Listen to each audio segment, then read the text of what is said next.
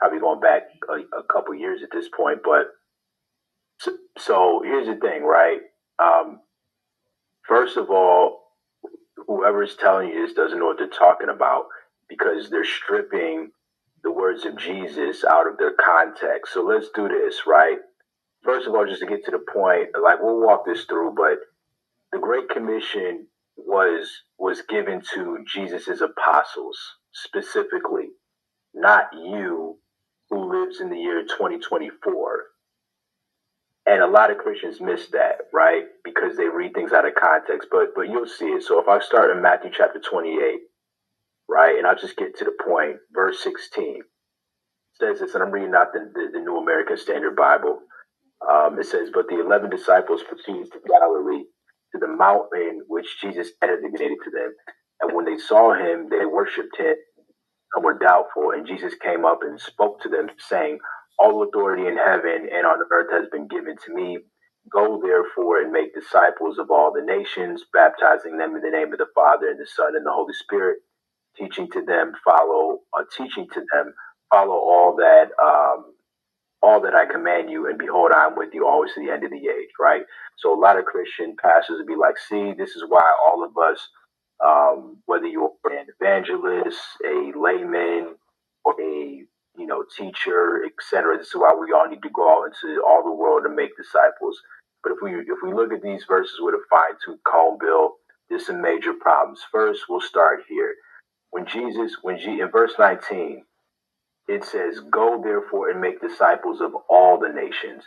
Are your whether it's your pastors or whoever, are they telling you to literally go into every nation and make disciples? Or are they saying, "Hey, go out, to I don't know, like some impoverished community or whatever, and start preaching the gospel there"? What specifically are they telling you to do? It's a little bit of both. Like they have a bunch of outreach programs in Miami. They shipped kids to Cuba and Bosnia last year to preach and proselytize, which that must have been an undertaking, sending kids to a communist nation to preach Christianity. Yeah, but not all nations. So that's the first thing. They're not even following the Great Commission. But even deeper than that, if you go to Mark chapter 16, where you read the parallel account, right? Here's what it says. Verse 19, or better yet, let me back up, get some context. So I'll back up to verse 14. It says this, right? Later he appeared to the 11 disciples themselves as they were reclining at the table, and he reprimanded them for their unbelief and hardness of heart, because they had not believed those who had seen him after he had risen from the dead. And he said to them, "Go into all the world and preach the gospel to all the creation." Bill, so can you still hear me? I can still hear you, yes. All right, cool. Yeah, I didn't know if I was breaking up.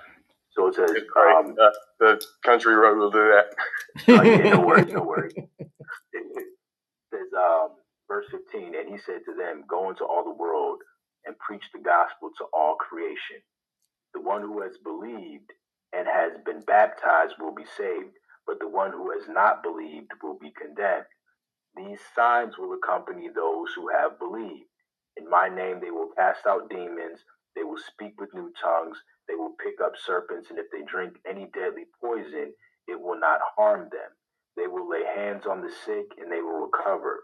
So then when the Lord Jesus had spoken to them, he was received up into heaven and sat down at the right hand of God, and they went out and preached everywhere, while the Lord worked with them and confirmed the signs that follow. So this is the parallel account that in Matthew 28 that we just read here in Mark 16. So let me ask you a few questions, Bill. When people are going out to preach the gospels, where are these signs and miracles to accompany their message? They're not there. They're not there, right? But you know who did have them? The apostles. Mm-hmm. And also when you back up to verse 17, it shows you all the different things that these people would be doing, or like the abilities that they would have. Almost all people who go out and preach the gospel, they're just out here. They have nothing. They're not performing any miracles to confirm the message. And if you go out to Acts chapter 10, right? Acts chapter 10, verse, I think it's 42. He actually tells you what the context of Matthew 28 and Mark 16 is, right? And just because, this is in the midst of him recognizing that Gentiles can also be saved. But once he realizes this is what he says, right? And I'll start in verse 40. It says, God raised him up. So he's talking to Cornelius and his family. Peter says, God raised him up on the third day, meaning Christ, obviously, and but that he be revealed, not to all the people, but to the witnesses who had been chosen beforehand by God. That is, to us who ate and drank with him after he had rose from the dead. Now, we just read that, right? So this is another thing that's important to know. You are not a witness, Bill. I'm not a witness. Josh isn't a witness. We did not witness Christ die and rise from dead. We read about it. We did not. So what's going on here is the instructions that they're following with the Great Commission was for Jesus's apostles and his witnesses, and we're just the product that was produced by the apostles, right? Absolutely, and Peter, he tells you that, right? So verse 41. Light torch. Yeah, spark that torch. Okay. Verse 41, he says, not to all the people, but to the witnesses who have been chosen beforehand by God. That is, to us who ate and drank with him after he rose from the dead. And he ordered us to preach to the people and to testify solemnly. That is the one who had been appointed by God as judge of the living and the dead. All the prophets testify of him that through his name, everyone who believes in him receives forgiveness of sins. Peter told you it was us who he ordered to preach the gospel. Who is the us? The apostles, the ones who ate and drank with him. We read in Matthew chapter 28 and Mark 16, it was the apostles who ate and drank with Jesus, not you, not me, not Isaiah, not Rory, not Gideon, not Josh, etc., etc. None of us living today ate and drank with Jesus. It was the apostles who did. That's why they received the signs and miracles to go and be a confirming force behind the message they were giving the people. So your instincts are correct. You are not required to follow the Great Commission because the Great Commission wasn't given to you. If it was, you should have miracles to follow your message, but you don't.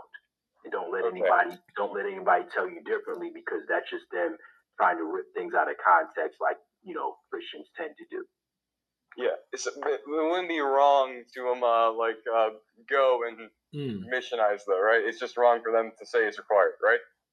Yeah, there's nothing wrong. I mean, there's nothing wrong with going out and wanting to preach the gospel, but we're talking about okay, am I commanded to? Because here's another thing, there's different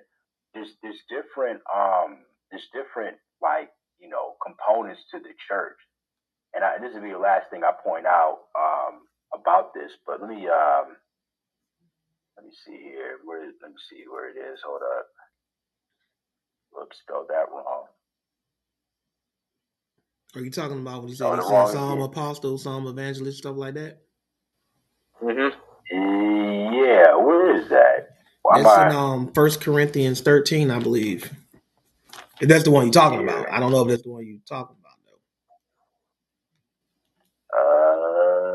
though. When you said does all speak in tongues and stuff like that? No, that's about charity that I'm talking about right there. Let me search. Oh, that's 12. It's 1 Corinthians 12. Diversities of gifts. Let's see. Yeah, let me see if this is it.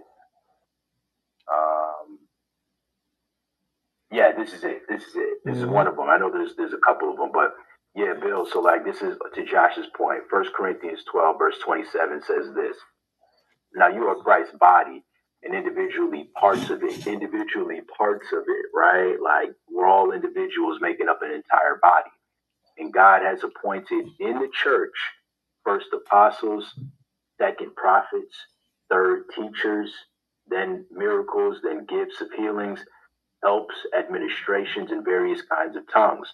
Are all not, or it says, all are not apostles, are they?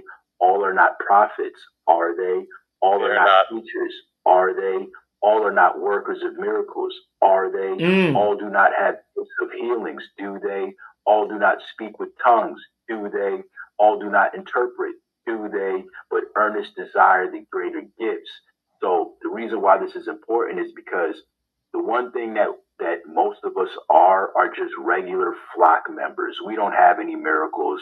We're not prophets. Like, you know what I'm saying? We're not evangelists. We're the people that all of these different ministrations are serving. That's who we are, mostly. Some are teachers, some are prophets, et cetera, et cetera. So like, if somebody's telling you to evangelize, then they're telling you to perform a part of the body that you may not have the gifts to perform, right? Because being an evangelist is one of these Christian categories, if you will. So that's the problem that I have when people say we're all supposed to partake of the Great Commission. Is they're essentially saying we're all supposed to be evangelists, right? And we're not all evangelists. So what you have to do, you just have to stick with what the Bible actually says, read things in context, and you won't be steered wrong. But that's why I said before, your instincts are correct, man. Don't let these people like try to get you to do something that you may not have been called to do. Thank you so much. It was weird. I felt like the odd one out. Yeah, no problem, man. Anytime. And appreciate that too, Billster, out in the darkness, in the woods. I see a road sign. I'm by the Polk Correctional Facility, which might be not a good place to be next to.